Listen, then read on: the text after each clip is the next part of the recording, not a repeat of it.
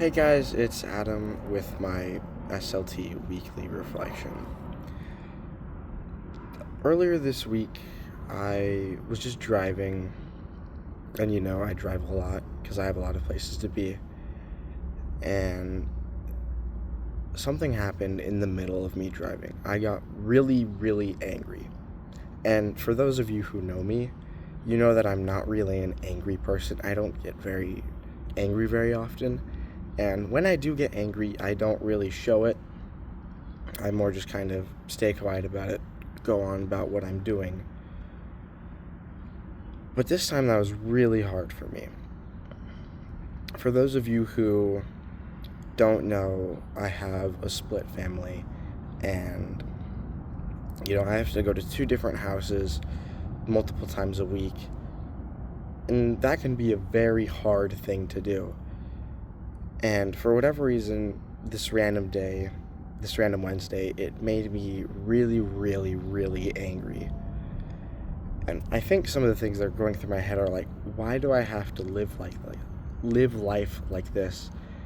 And why does it have to be me who has to do something so difficult, and have something like this to go through for since I was 4, so maybe 13 years at this point. And I haven't lived in one house for years. I can't remember what a normal house feels like. But for some reason this week it made me really angry. And a verse popped into my head. I couldn't figure out what it was, but here it is. James chapter 1, verses 19 through 20. And it says, "Know this, my beloved brothers, let every person be quick to hear, slow to speak, slow to anger. For the anger of man does not produce the righteousness of God." And this is a very valuable verse. It's not saying that you can't be angry. You can be angry at whatever you want to be angry. Whether that's righteous anger or not is a different conversation, but you can be angry. What these two verses focus on is not letting that anger overcome yourself and not letting that anger dictate what you do and how you act.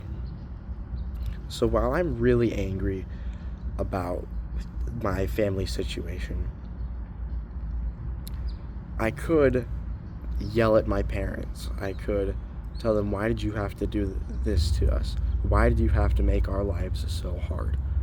What was so bad that you had to ruin the lives of your kids? But I didn't, because I know that that's not what God would want me to do.